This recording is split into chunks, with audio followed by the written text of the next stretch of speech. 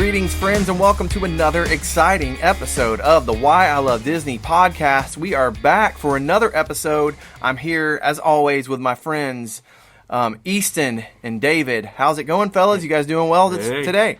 Doing good. How about you? How are you?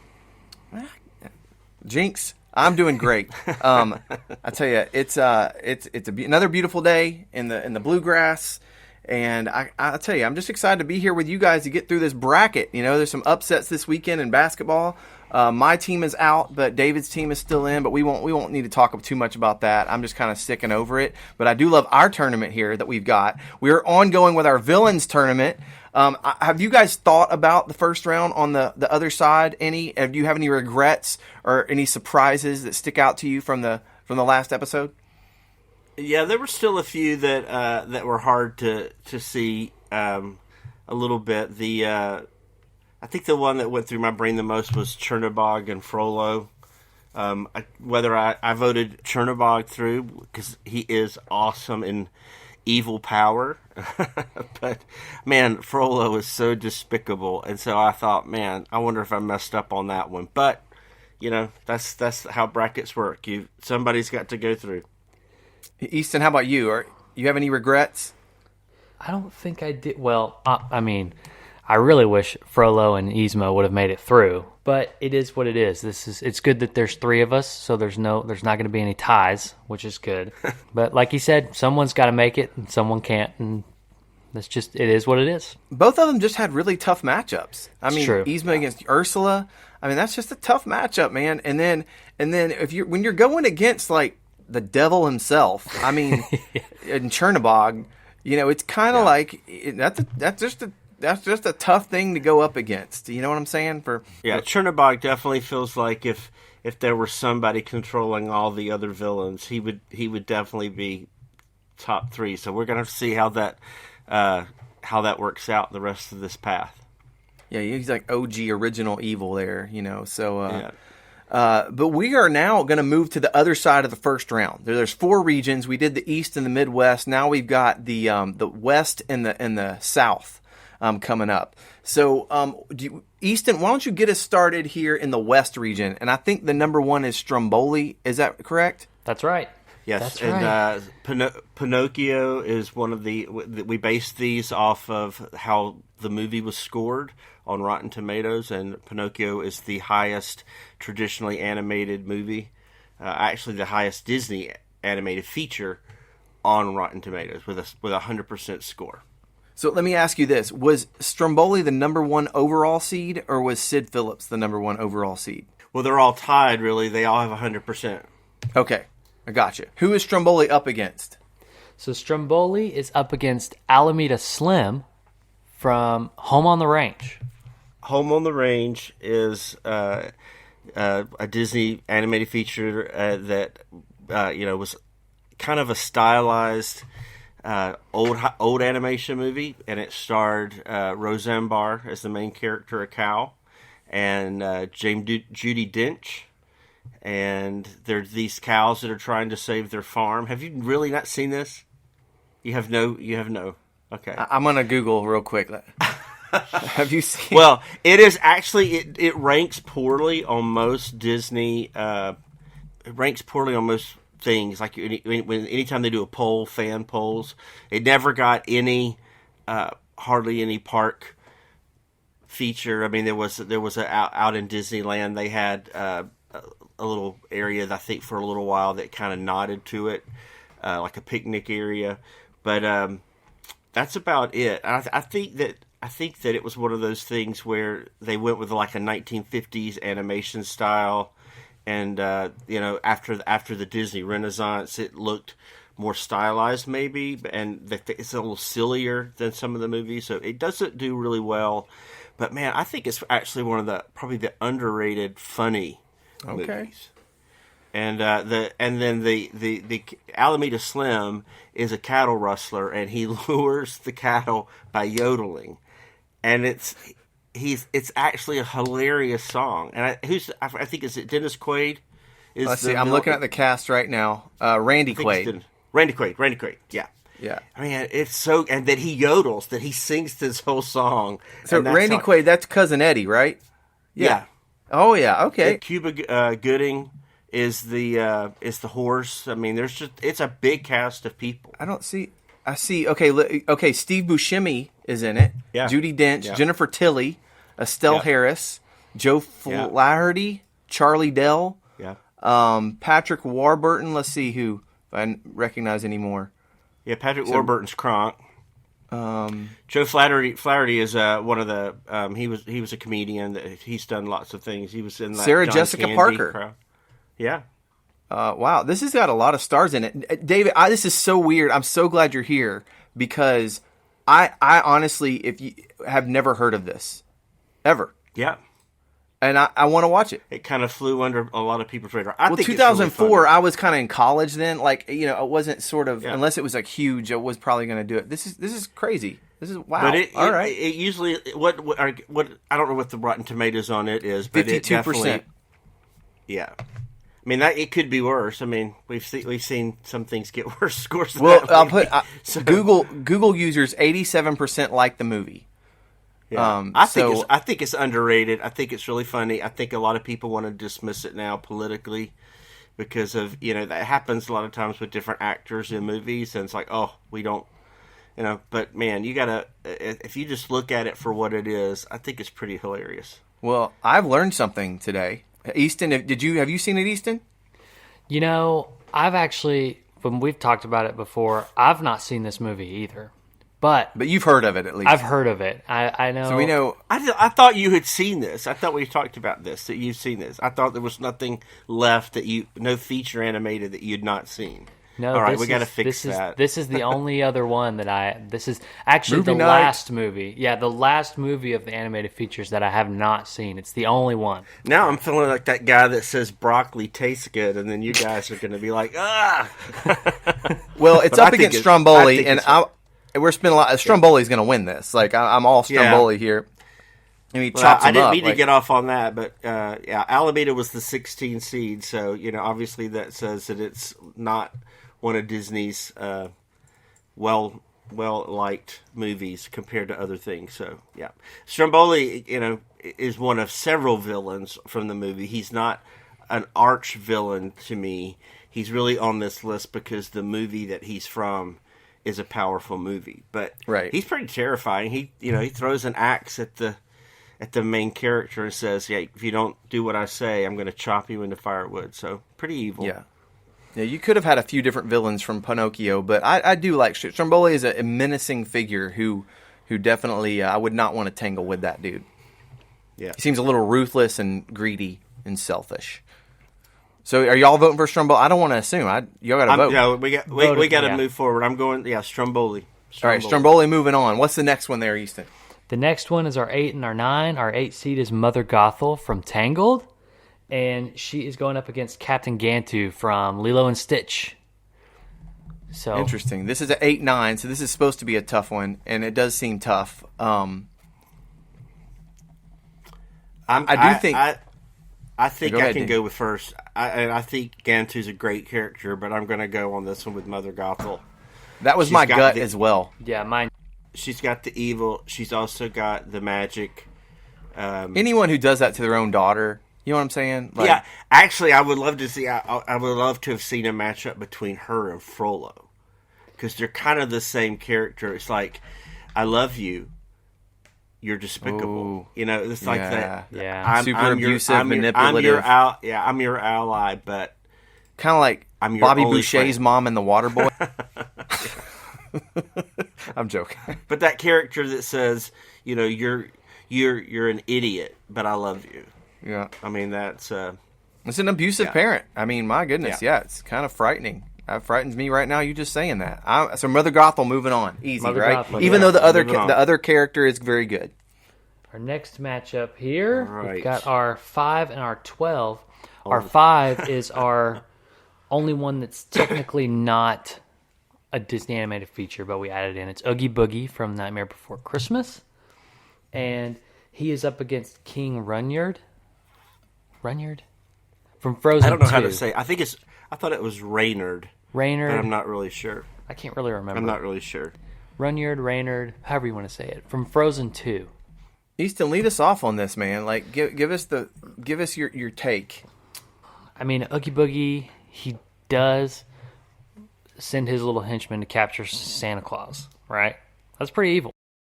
I think I'm going to go with Oogie Boogie on this one. I think I'm going with Oogie Boogie on this one. What do you guys think? Okay. David, you go next, man. I would say that depending on this was one that we watched as a family. I didn't see this before I had kids. This was a family one. And I think I had probably seen it, but I don't remember having seen it. And it was definitely one that like could bring nightmare. He was a character that could show up in nightmares. So, Oogie Boogie, which I'm sure is why what he was designed for. Yeah. Yeah. I mean, it's pretty that stop motion. But really, like any of those characters could invoke nightmares. To be that's why it's called the Nightmare Before Christmas. That's what it is. So I think definitely Oogie Boogie is. These are totally different kind of villains, but I think Oogie Boogie is definitely he's the crown prince of Disneyland's Halloween festival out there. Yeah. So the Oogie Boogie Bash. We'll make it unanimous. Like, I agree. He kind of looks like he's menacing and scary. Okay, so he's moving on. Our next matchup is our 4 against our 13. Our 4 is Chef Skinner from Ratatouille. And he is up against Percival McLeach from Rescuers Down Under. Yeah. Wow, this is an interesting matchup. Well, I will say that Chef Skinner is the villain in one of my very favorite Pixar movies. I think Ratatouille is incredible. There's so many moments in that I can watch over and over. Like every now and then I've just got to listen to Anton Ego's final speech because it's just so well written. It's such good thoughts in all of that movie. But at the same time, I think that Percival McLeach from the Rescuers Down Under is one of the scariest villains that doesn't have magic power. He dangles a child over an alligator pit with every intention of letting him be eaten alive.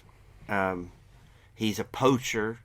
He kills animals just for sport and fun and money.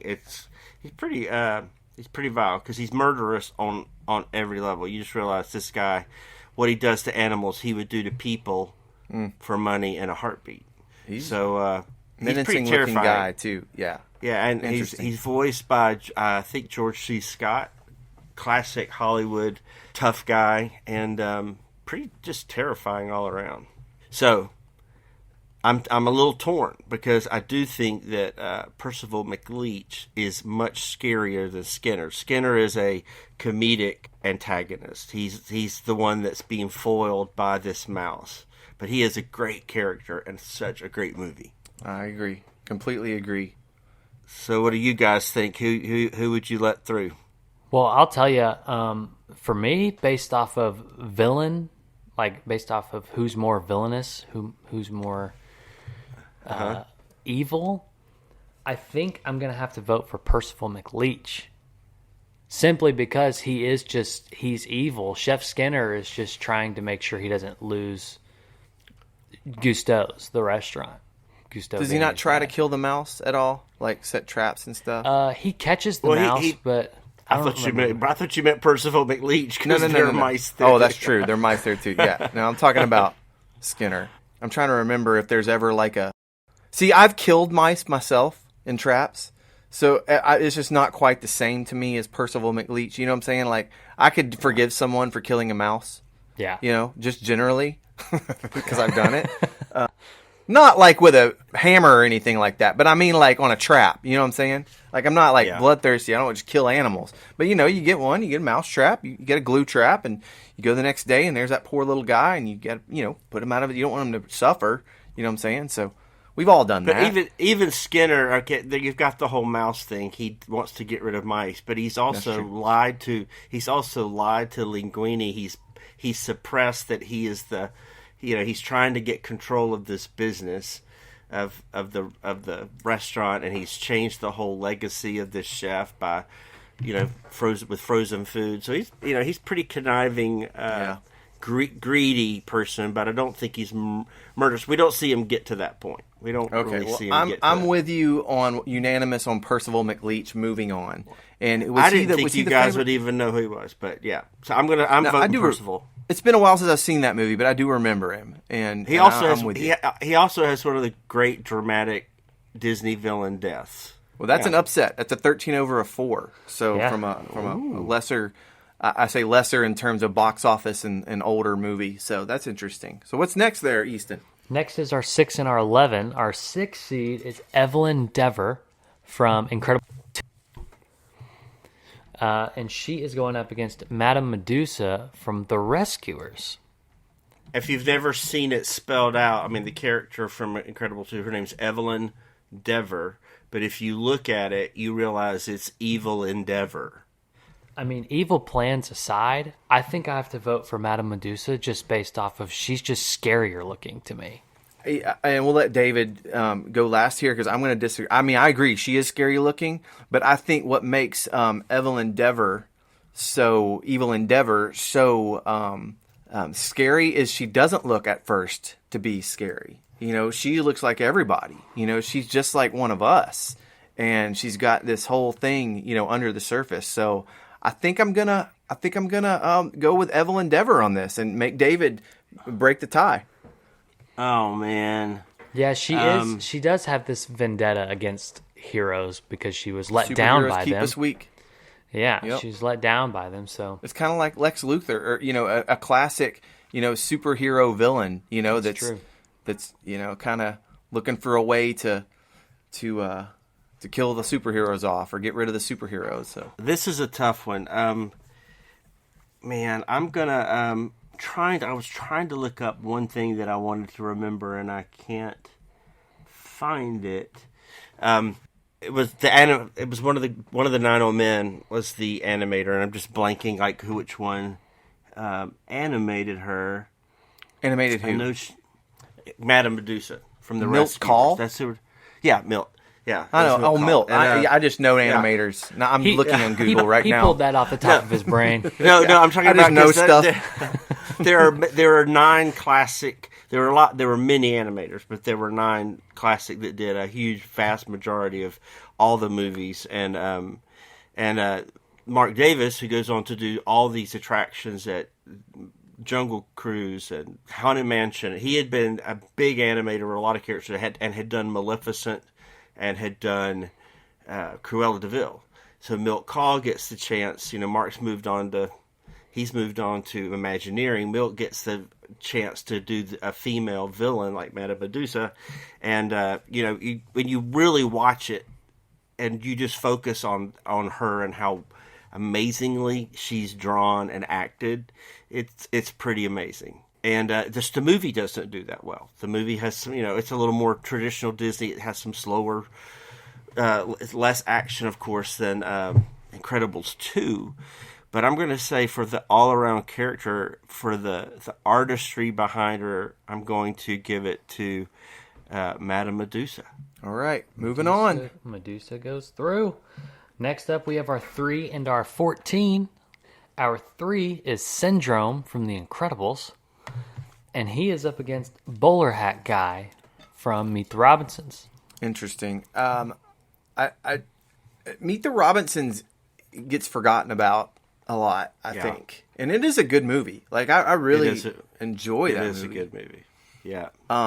But I think I'm going to go with a little more popularity here. Just me, and Syndrome is just a unique idea altogether. I think I'm with Syndrome. You know, just going with the Incredibles thing. I got to keep an Incredibles villain in. We just knocked one out. I think the Incredibles needs a representation here, so I'm going for Syndrome. I'm definitely going with Syndrome. I think Bowler Hat Guy is a really good character. He has appeared before in the parks. For some Halloween events, but you know he's really a troubled kid now. Syndrome's also a troubled kid, but he's just such a he. I think it's probably the best, really, Pixar villain. I think he's just pretty amazing, and it gets one of the worst Disney character deaths of all. Man, that's a pretty powerful one. Again, it's that he didn't heed Edna's warning of no capes. Yep. So I'm going to have to definitely say Syndrome. I think he's pretty powerful. All about revenge. Isn't he a great character? Show you like revenge is just how evil revenge is if you get it inside you, and it. Yep. It's an ugly thing. Well, I'm making it unanimous and I'm happy about it because The Incredibles is my favorite Pixar movie. So I'm making it unanimous and going with Syndrome too. All right. Moving on. That was an easy one. That was an easy one. Next is this is going to be a hard one. Our 7 up against our 10. It is Maleficent versus Dr. Facilier. All right, I'm going to go first because you know what I'm going to pick, but I'm going with Maleficent, right? Because she is defines herself as the mistress of all evil. All right, she calls herself that. Now, I know that we've got the modern Angelina Jolie take where she's a troubled. I don't think that's really her. I think that I like those movies. I like the Maleficent movies, but I don't think Maleficent is I think she's evil, and but I do think that Dr. Facilier is about one of the creepiest. He's kind of in that Frollo camp where he's like flirting with darkness, and I thought was one of the creepiest. It was one of those few that you're like, gosh, this is kind of almost borders on uncomfortable, demonic kind of stuff going on in this movie. We're like, ooh, this is a little heavy for a little family film. Sometimes he's scarier than that. Like I could see him really in a live action movie being terrifying. And when they do Princess and the Frog live action, which they will at some point. So I think he could be even more terrifying. But he's kind of just a pawn of the other side. So for that, I'm going to give it to Maleficent. I don't think she's a pawn. I think she's a player. It's interesting. Before Easton goes, I just looked up Dr. Facilier on Disney Wiki, and you may be interested to know that he makes a recurring appearance in live action on Once Upon a Time. I the forgot ABC that. series. He got like a kind of a cameo. I don't think he was in it very much. Right. It says, but again, reading through, and it was refreshing my memory too. He is into voodoo and fortune telling and casting spells. And you're right. You're exactly right. He is an incredibly scary dude.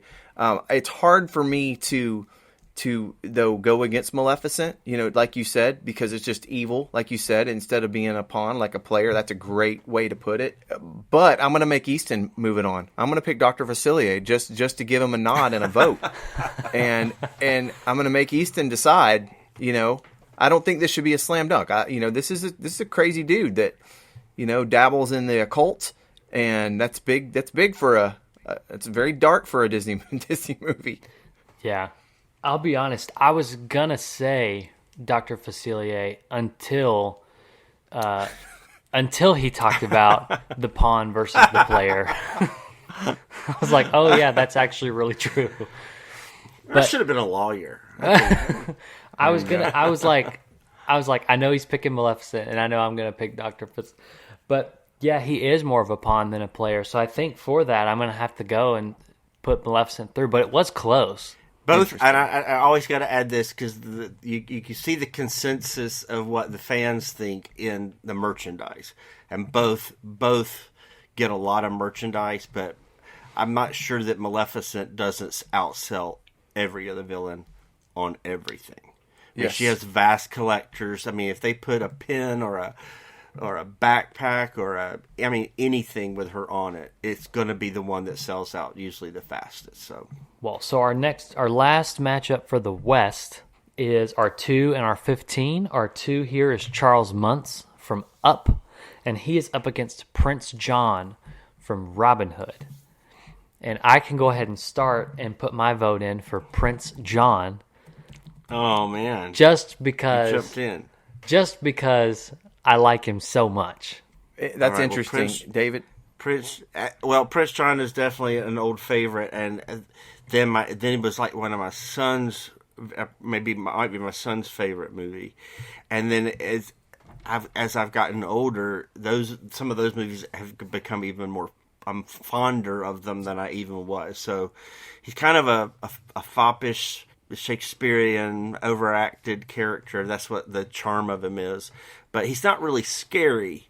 He's just such a likable villain. Like you like to hate him because he's so, he's such a bad. But now I have to think though that Charles Muntz again is so murderous.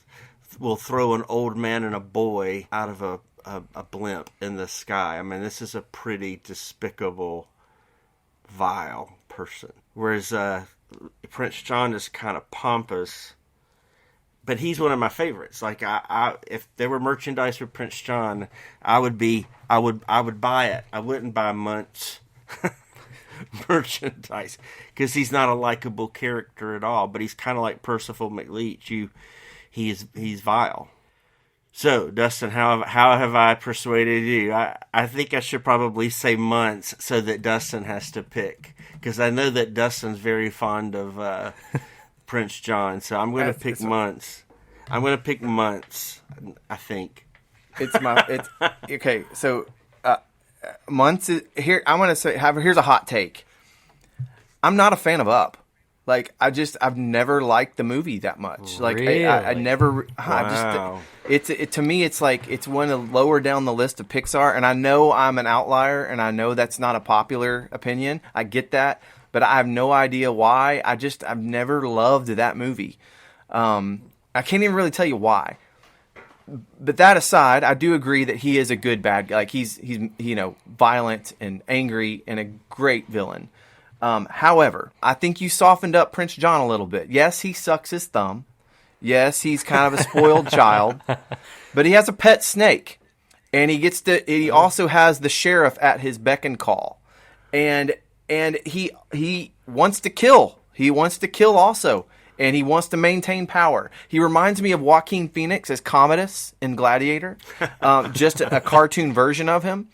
And in the Robin Hood story, I think Prince John I just think he's conniving.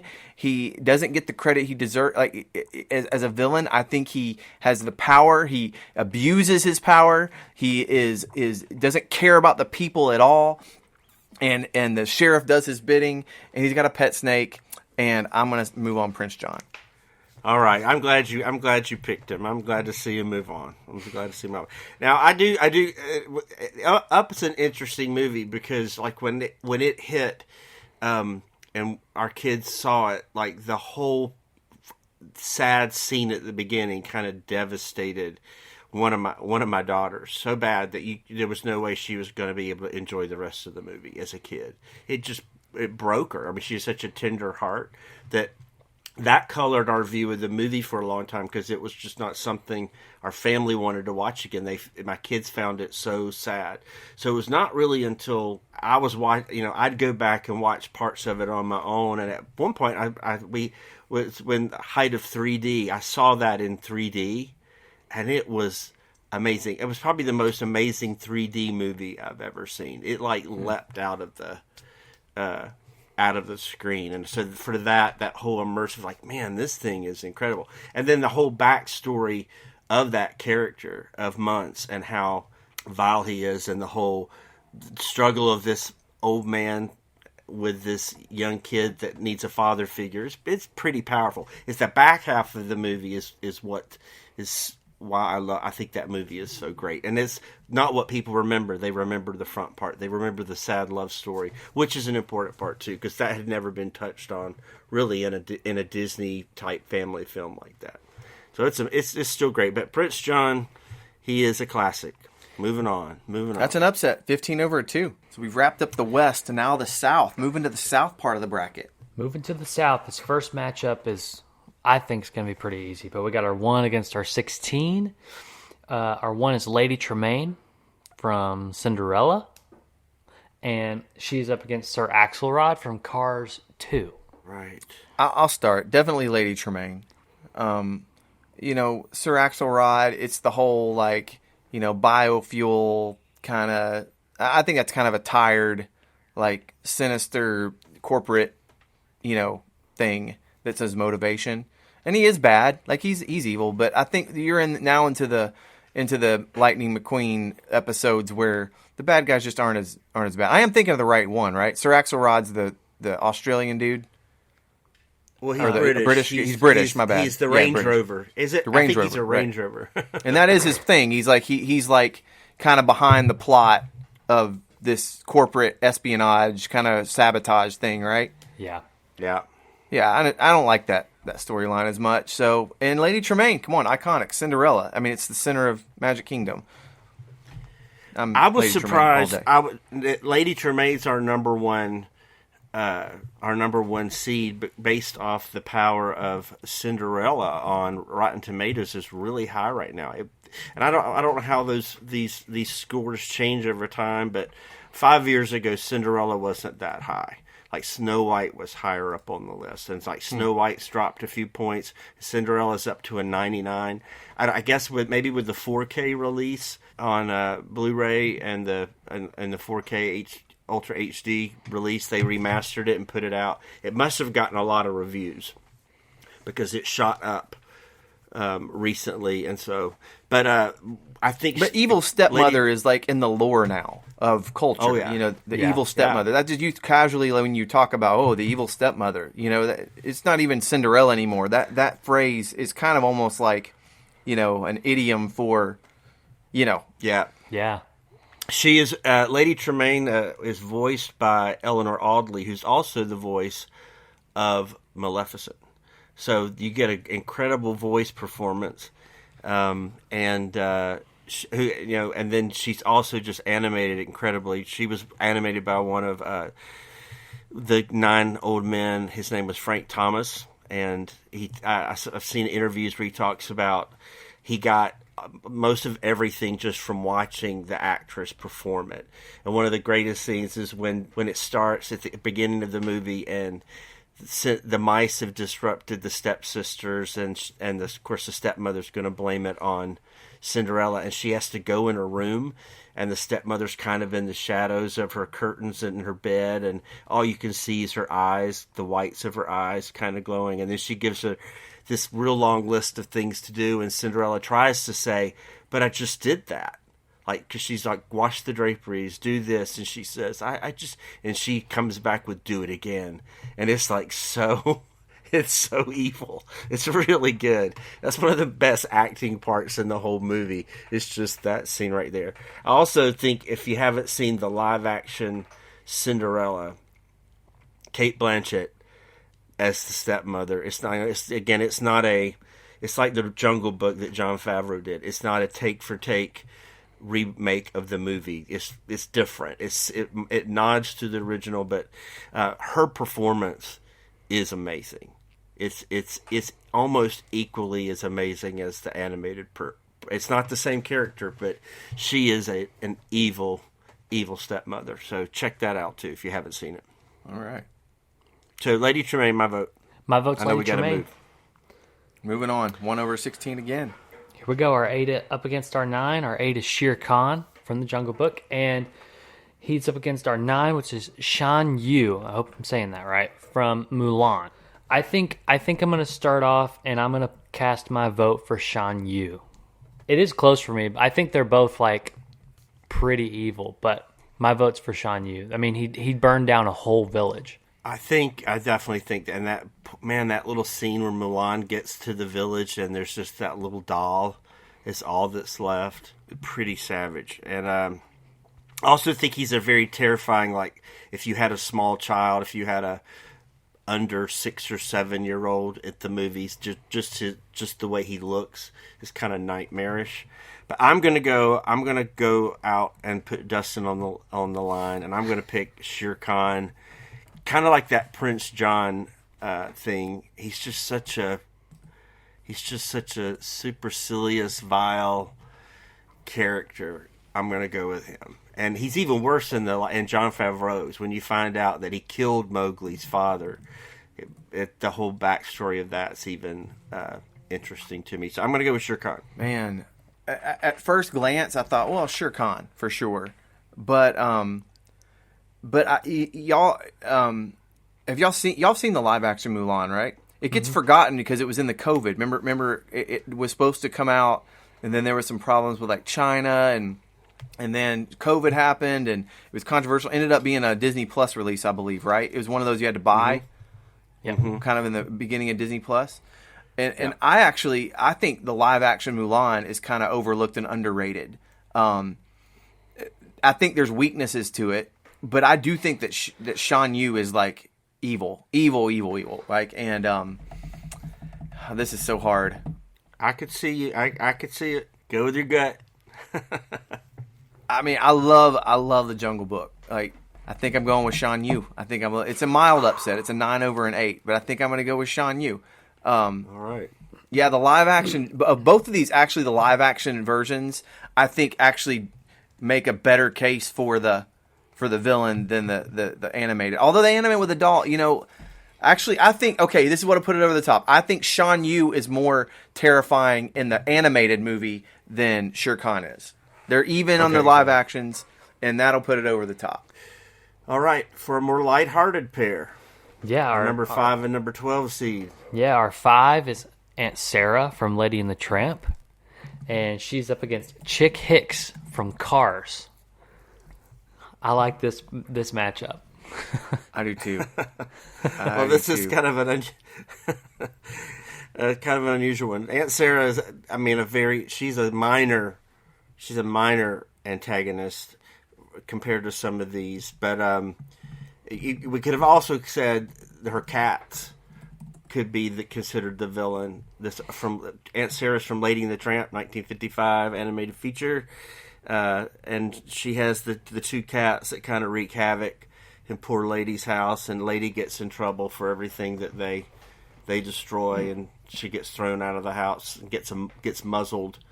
So Aunt Sarah's she's not evil, but she has prejudices. She's got, she's prejudiced against dogs. She thinks her cats are perfect and that the dog is obviously the evil one.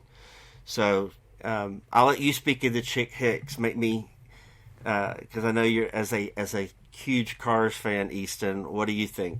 How do these compare? Well, I'll tell you, Cars is my younger brother's favorite Disney movie of all time. So I am a little biased in that direction. But even with Chick Hicks, okay, he's not power hungry, fame hungry, I guess is a better way to put it. He wants to be the best. He wants to be number one. And I know he does it once. He might do it. I think he does it twice.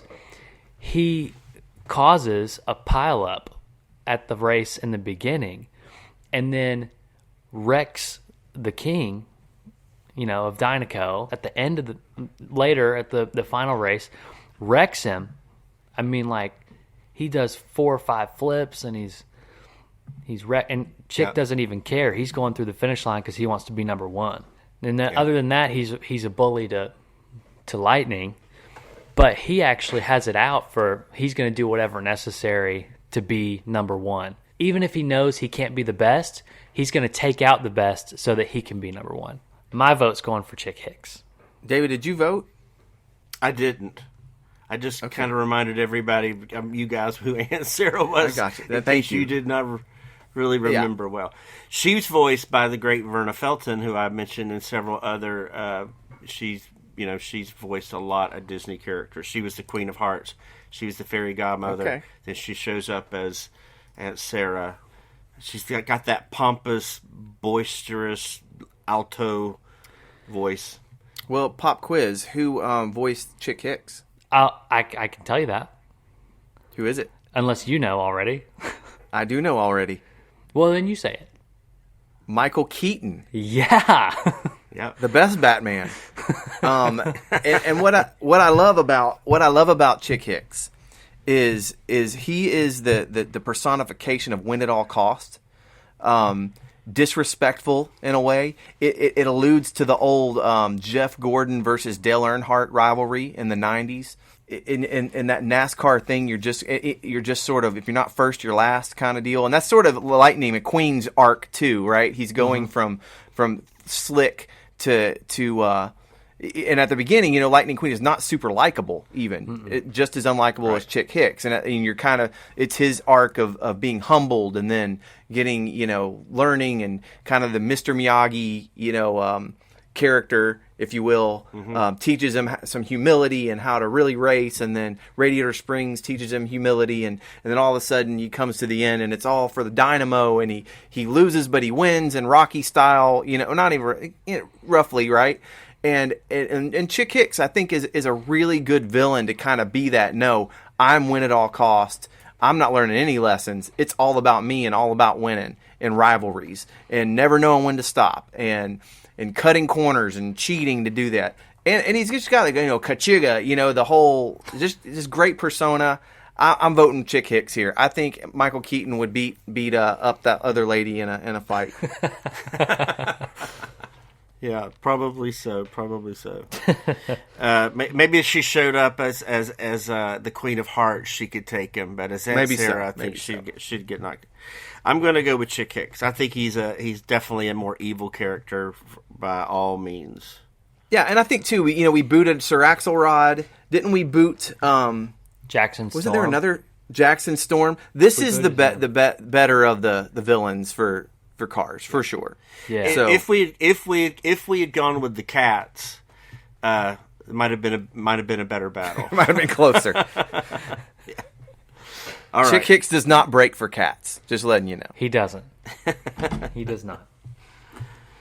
So Right. our next matchup here is our 4 and our 13. We have the 4, which is the Ringmaster from Dumbo.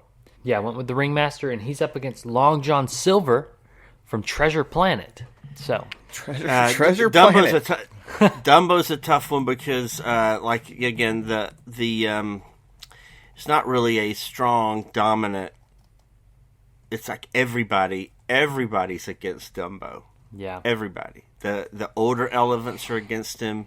The people that come, the kids that come that make fun of him first and nickname him Dumbo. I mean, everybody until Timothy Mouse shows up. He's like. The whole world's the clowns are against him.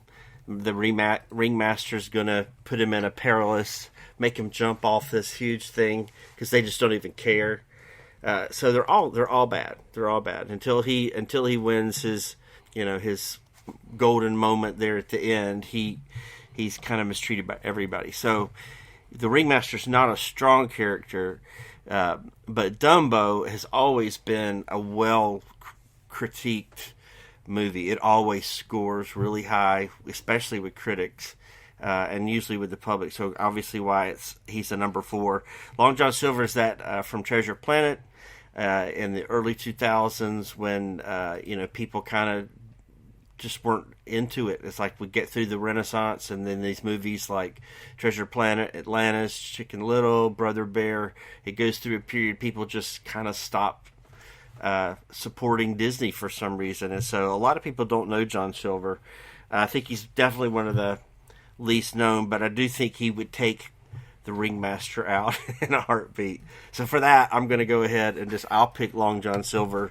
Oh, wow, because he's kind of he's kind of a retake of a classic literature character of Treasure Island, also. So I'm going to go with Long John. Oh, he's got a soft side. He you can tell he really cares for Jim Hawkins too. So, but I'll go for him, and then I'll let you guys think about what you think with Dumbo. I was kind of sitting here and Treasure Planet. It's based off of Treasure Island, just in space, right? Kind of deal. And I was trying to remember. I feel I know I've seen this, but I don't really remember. And I got a little confused because I thought for sure that Creed was on the soundtrack of this movie. Like, Can You Take Me Higher by Creed? Can You Take Me Higher? But that's Titan A. I looked it up. That is Titan AE I'm thinking of. Yeah. And the reason I got it, which is another similar space movie, came out around the same era, right? But I got it confused because John Resnick from Goo Goo Dolls is on the soundtrack for this movie. Yeah. And I appreciate the attempts by Disney in this era to have big blockbuster songs, as part of this. And it's only for that reason I'm going to vote Long John Silver, because I want to talk about this some more and maybe even entice myself to go watch this again. You should definitely go watch this. So you got the 4 boys. This is a good family movie for you guys.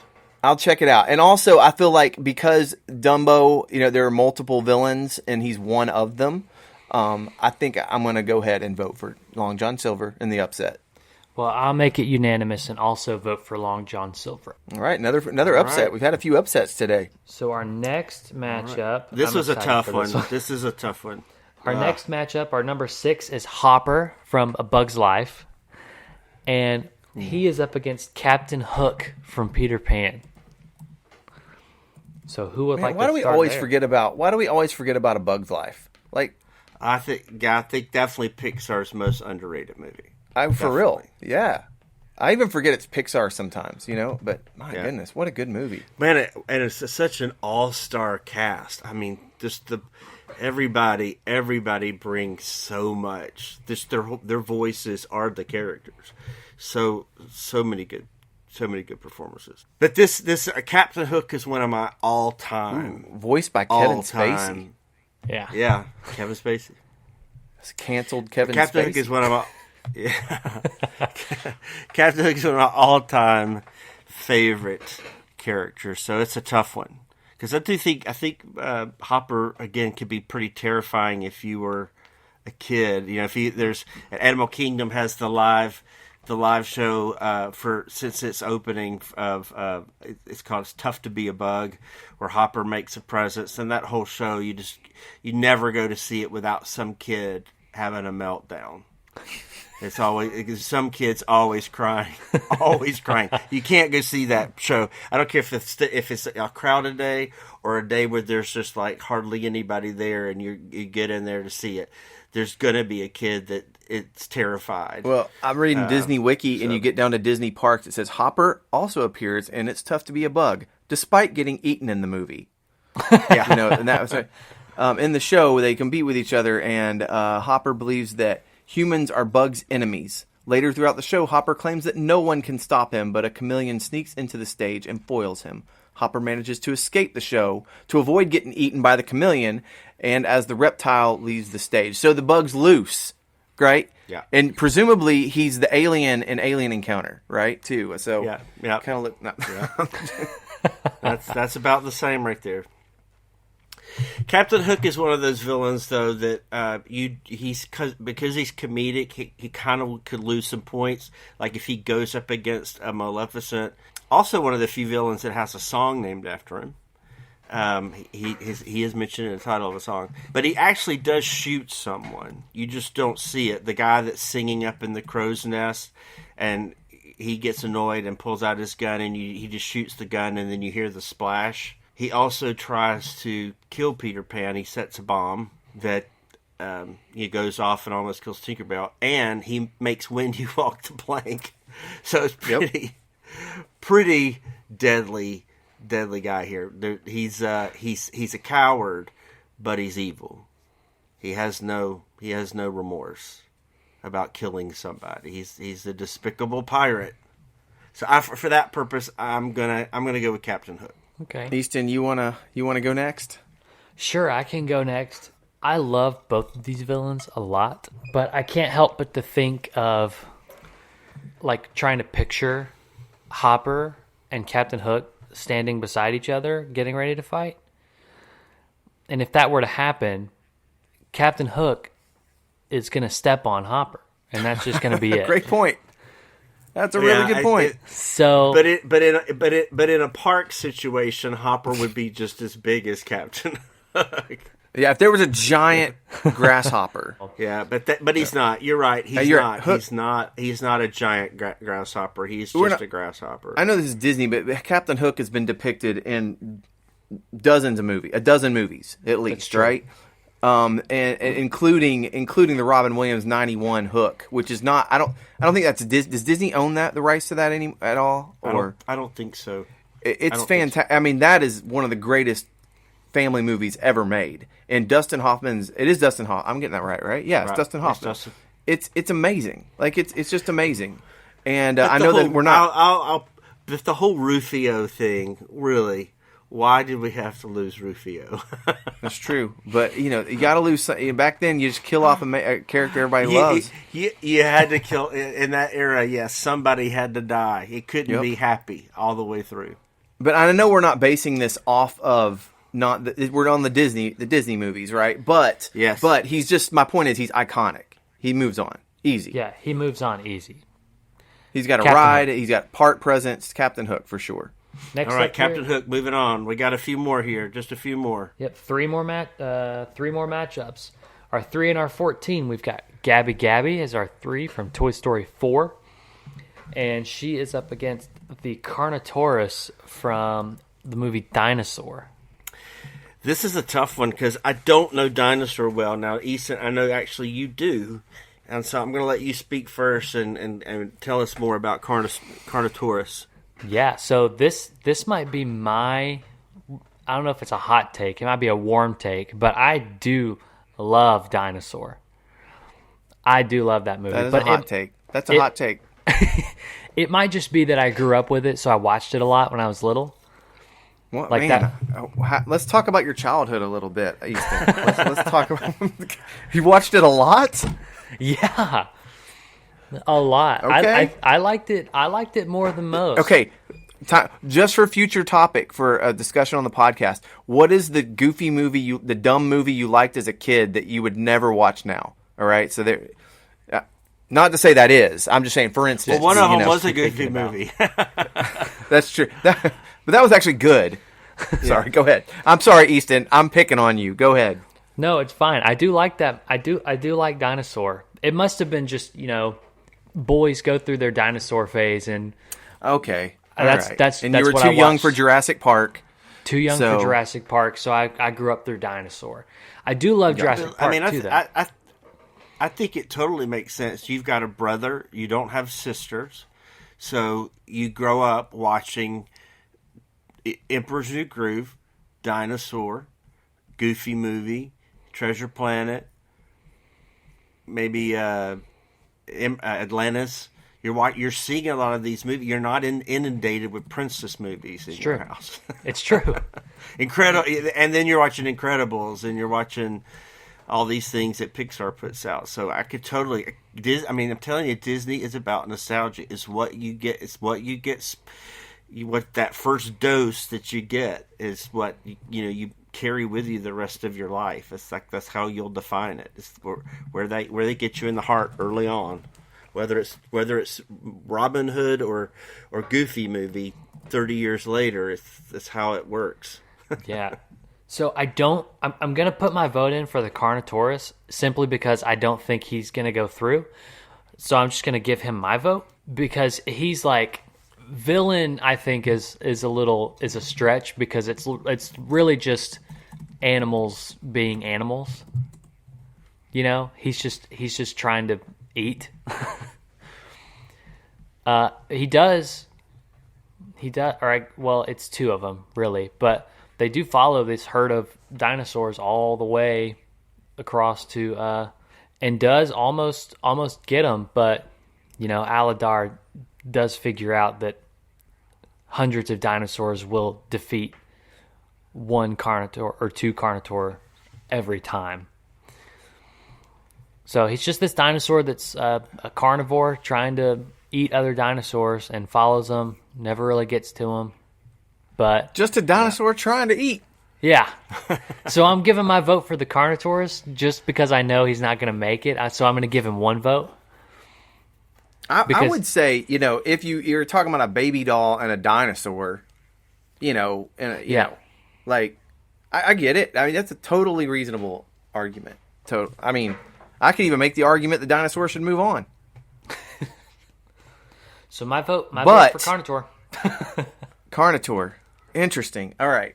I appreciate the love for your favorite. I do the same because I love Onward, and not everybody does. I love Onward and Coco are my 2 favorites.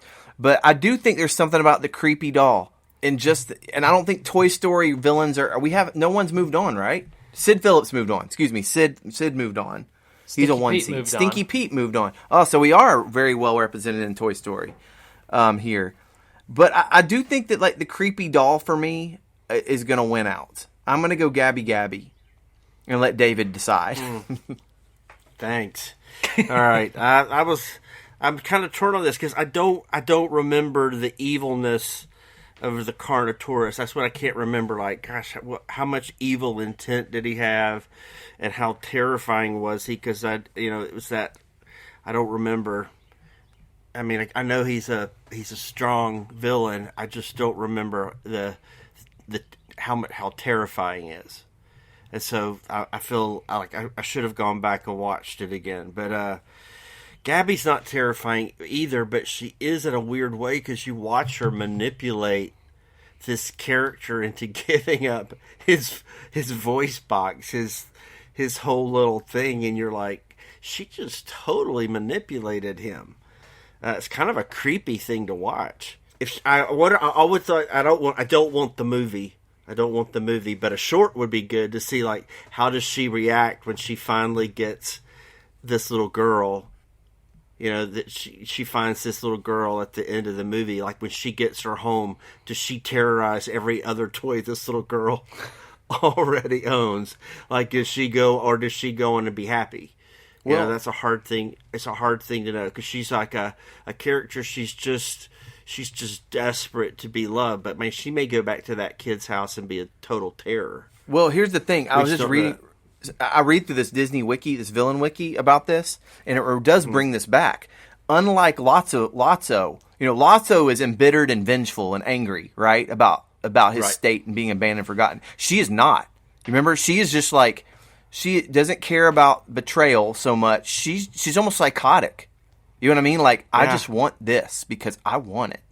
You know what I mean? Yeah. And that's almost, to me, more terrifying. I can't even empathize with you because I'm so dysfunctional. Yeah, kind of. It's interesting. I don't know. I think you're swaying me. I think we're about out of time, so I'm going to have to go with Gabby. Ugh, that's a tough one. Well, that's okay. I totally get it. Like, there is no evil intent with the Carnotaur. He is just a dinosaur that's hungry. And Gabby... Just a hungry dinosaur. Just a hungry dinosaur. If it were Jurassic Park, I might have voted for just a more scary dinosaur. You know what I mean? That with blood, that eats humans. That eats and doesn't have to. He's just doing it to be mean. Yeah. Right. All right. Our next matchup here is our 7 and our 10. Our 7 and our 10. Our 7 is Robert Callahan from Big Hero 6. And he is up against Hades. Ooh. All right, I'll go first, guys, because I know y'all probably got more insight to this than me. But I'm going to stick with my theme through this. If you are an evil god, I'm voting for you. Hades actually means hell, or the place of the dead. So I'm voting Hades. All right, I do think Robert Callaghan is really bad. I mean, he causes the death of Hero's brother, and but then of course because this is a modern movie, he has to have a backstory where he's brokenhearted, and so he's acting out of a broken heart. But for that, Hades is not acting out of a broken heart. He's just pure evil. He's deadly. He'll kill. He doesn't care. He's definitely got to be the one to move on. Yeah, Hades is the clear winner here. But I do think it's interesting, like with like Hades. This is obviously, and it's the story of Hercules, so that's what it is. But like Disney is not scared to dabble in the like underworld, in like the the mythology. You know what I'm saying? Like, is that interesting to you, David? Like, is there there's been a history of this, I guess, with the other villains we've talked about. I think they've always done that. There's always been this. All the great villains seem to have some connect with demonic or mythological evil of one type or other. Yeah, all the way through. I mean, you even get the feeling even from the Evil Queen, which is like the first character you ever see in a Disney animated feature. It's like her going up to the mirror and calling on her slave. And it's, I mean, she's got all these zodiac things around her, and from the beginning, there's that whole tone is set. Let me ask you just real quick: do you miss like villains just being evil instead of we have to sympathize with them and know their backstory and be like, I can understand how you could be. You know, back in the day, like, they're just evil. I do miss it, but I mean, I understand. It's the same thing. Like, it's that, like when you have a Disney Renaissance of the '90s, where you have all these blockbuster musicals. When you hit 2000 and you're starting to put out movies like Dinosaur and Lilo and Stitch, and Emperor's New Groove, and Treasure Planet, and you can't just keep doing the same thing, because your well is kind of dry. It's like, what do we? I mean, it takes them till like 2009 and 10 before they come out with Princess and the Frog and Tangled to go, okay, here's how we can redo these things without it feeling like we're just, you know, popping characters into the same formula. So things ebb and flow like that. That's why you have, like, things will shift and it'll be very princess centered, and then you'll go like, we're tired of princesses, and they'll do things that aren't princesses. So I do think that's some of it.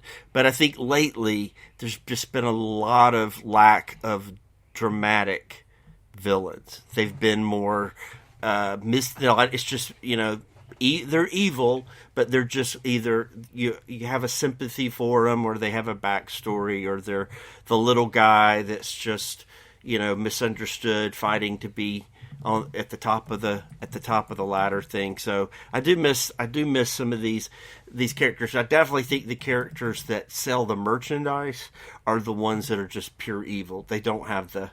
But, you know, there's a lot of rumors. I mean, I've seen a lot of that stuff lately, that in the past, that was like a something that was from leadership down. Like, we don't want the classic villain anymore. We want the villain to be this type villain, or we want the villain to be society, or we want the villain to be time or death. We don't want the classic Disney villain. That was kind of from the leadership on the animation side. So we'll see. So we'll see if they change it up here soon. Everyone voted on that, correct? Yes. Yes. Okay, Hades moving on. All right, awesome. We got one left. This is the last of the first round. Our last matchup here are 2 and our 15 from the South. Our 2 is Bellwether from Zootopia, and she is up against Governor Radcliffe from Pocahontas. And Governor Ratcliffe is the 15 against the 2 seed in Bella. This is surprising to me, and I guess it's because Zootopia has done so well. Correct? Like, I guess it's highly rated. This is based on Rotten Tomato scores. Super popular movie. Great movie. Pocahontas, I always just wonder if they had not called it Pocahontas. If they had called her anything else, and not called him John Smith, that they had just let them be brand new characters that were reminiscent of historical characters, but had not called them historical characters. What a difference that could have made. Because I think that movie just got in from the very beginning. It was just so politically charged, because it was based on real characters and nothing like real characters. And I think if they had just made her a fictional Native American character, it would be higher rated today. The score is absolutely amazing. Steven Schwartz, he's going to come back and write songs for Hunchback, and he's just such an amazing writer. It's Just Around the River Bend. What a lyric. Amazing song. But that's not what we're voting for here. I still think that Radcliffe is one of the, in that line of, he doesn't have any power, like magical power, but I think his disregard for humanity and people, and that they're just commodities for him, makes him worse than Bellwether. So although I know Zootopia is a higher ranking movie, I'm going to go and I'm going to give it to Radcliffe. Wow, a big upset. 15 over a 2. All right. Well, I'm going to do that. I'm going to step in here, Easton. And I actually, my gut was to go with Radcliffe also. But I got to refresh myself on these movies too, right? Because it's been a while since I've seen these. So I'm reading through kind of their character arcs. And in Bellwether, I think I'm going to go with Bellwether because of this. this is a mastermind, wolf in sheep's clothing, literally, Yeah. character who is brilliant and is controlling all the strings. And I think that the physical appearance is designed to suck you in, right? Right. Assistant mayor, not even this is the wizard behind the curtain, the force behind the force, and I find that to be a little sinister. And I'm gonna Wolf in sheep's clothing. Well, I'm gonna give Bellwether the nod on this, even though I do my gut was I agree with everything you said, David. I do feel like he's a good villain, a social climber, kind of like and even in sinister looking, he looks much more. In a fight, he would win in this without a doubt. Yeah. And until Bellwether, brought the wolves out. You know what I'm saying? Like had made some deal with the coyotes. It used to remind me because even though I've seen Zootopia quite a bit, like how many people does she? How many animals does she kill anybody? I mean, some die because of what she's done, or they're all or imprisoned. But does she kill anybody? So she imprisons I only know this because I just the other day watched it again. She imprisons 14 animals, and she with this little almost like a paintball gun looking thing. The nightshade, yeah, she's she shoots these animals, and so at the end she shoots Nick because she thinks that he's gonna go wild, and it's her plan for him to kill Judy. And she was just going to stand and watch it happen. That's true. That's where her most evil moment comes out. Because at first, I remember, that's what I was trying to remember. She's conniving, but it's kind of at the end there. You see, she would have watched him, and you're swaying me a little bit. And he's going to kill not a predator. He's going to kill a prey just like her, and she's going to watch it happen. Yeah, and she's going to watch it happen and doesn't care. Oh man, I think you're swaying me. Because that's pretty despicable. Well, it's your own. It's a political battle is what she's doing against two main sides, predator and prey. And she thinks that prey is overlooked. And so she's gonna make these predators, if they kill some prey, that's fine. Because she wants everyone to know that prey outnumbers predator, and if we just want to, they can just rule. They can just rule everything. But there's that greater good is always one of the worst. Anytime the villain plays that card, that's one of the worst things. If you have to die for the greater good, then so be it. You're swaying me. I think I know who you're picking, so it doesn't really matter who I voted for. I think I'm going to have to... I think they're both bad. I think Radcliffe is bad for sure, but I think I am going to also vote for Bellwether. All right, because you guys had about convinced me to flip. So, all right. Bellwether moves on. That's the end of that. So the first round is over. That is over. You did it, guys. All right. Well, this is fun. I love this. I can't wait for the next round to do this. And I know, check the notes. You can download the updated bracket with what's went on from the round of 32 in the show notes. We appreciate you hanging with us. We'd love to know what you think. Tell us where we're wrong. Tell us where we're right. Tell us what you agree with. Have we knocked out your favorite villain? Is there any of these villains that give you nightmares, even still, or that kept you up when you were a kid? We'd love to know that.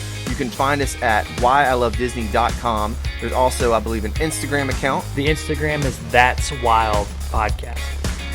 Oh, That's Wild Podcast. That's probably an important note to get it right. Wild. Why I Love Disney. Wild. Yeah, That's Wild Podcast. I get it. I like it. All right, cool. Well, you can find us there. Send us a message. Let us know what you think. Thank you for hanging in there with us. We'd love a 5-star review. Share it with a friend. And until next time, guys, great work today. Enjoyed it. Man, it was fun. Enjoyed it. So long. See you next time.